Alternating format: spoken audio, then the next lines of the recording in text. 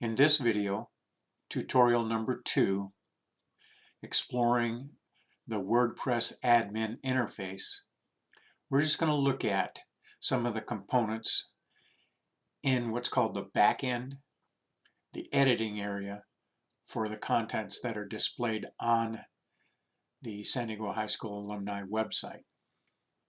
So the first thing that we would do is in our address bar, we'd have our whole San Diego High School alumni.org URL in the search box, or excuse me, in the address bar. And then we would type wp-admin.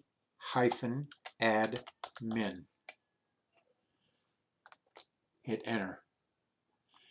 It's going to bring us to with all this other gobbledygook up there. But then we get our username and email address.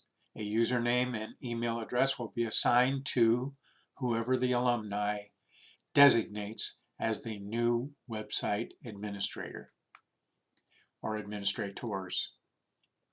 So here's mine. The credentials would be added: username and password. Log in button.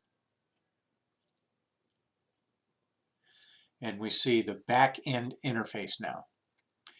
And there's a lot to cover in this. We'll probably only cover some of it in the interface tutorial. Just a couple of quick notes. Up on the top, we're going to get what are called nags from either our theme providers, our plugin providers, various software providers that we use to display the information on the website. Don't worry about these nags, ignore them.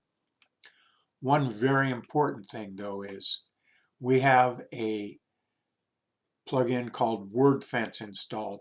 WordFence keeps us from being hacked by all the bad guys out there. And it will show you statistics on a day-to-day basis of how it's doing. The WordFence product is a wonderful product. It has a free version. We're using the free version. I would recommend buying the paid version because we're using it and we are an organization and should pay for these things.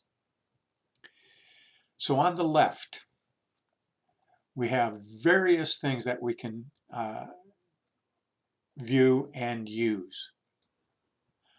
On the left, we see several items that are part of administration of the site.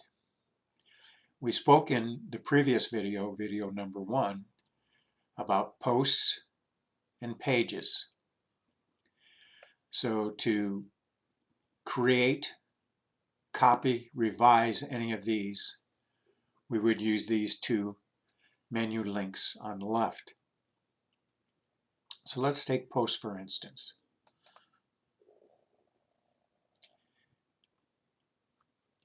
You can click on all posts, it'll bring you to this interface here.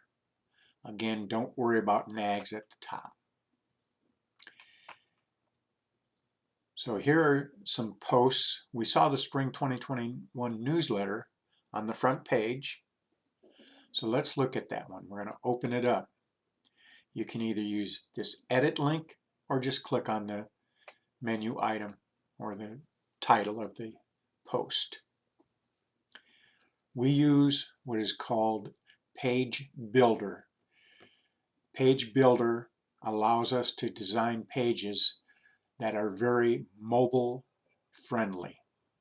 They render well on a mobile phone or iPads or other smaller screen devices. So within this, we have adding rows, adding widgets. Those are the two most important things. So in this one, we've added a row, and then we added two widgets, an image and an editor. So let's look at the image. And this image is chosen. I hope it shows the name of the image. No, it doesn't.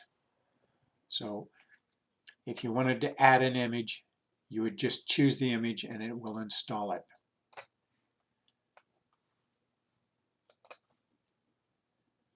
You have the editor, and here's the text that is used. There are two tabs. There's a visual tab and a text tab. If you're highly experienced in HTML, you could use this one for creating your articles. Back to visual. Here, this is for the lesser experienced. So let's say that we wanted to add a piece of media.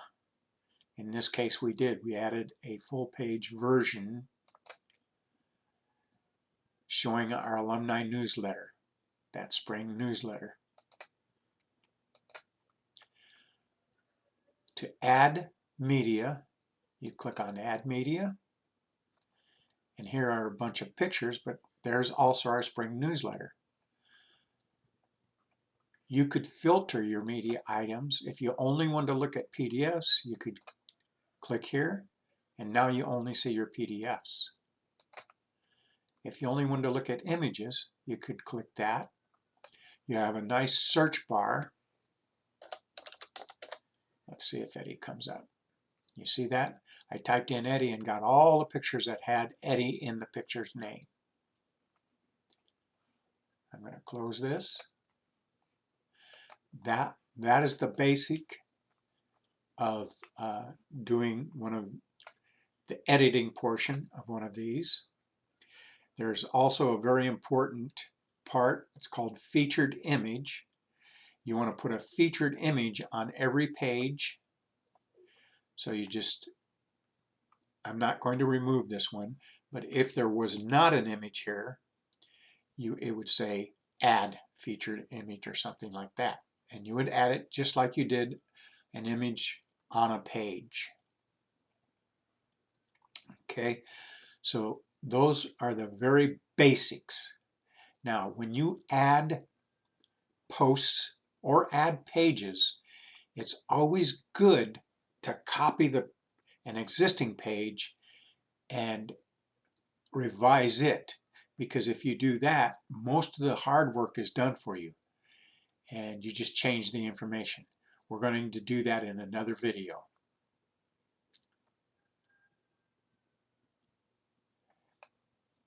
We have almost 9 minutes on this video. I'm going to close this one down and we're going to do subsequent videos for other, like adding pages and other tools and abilities.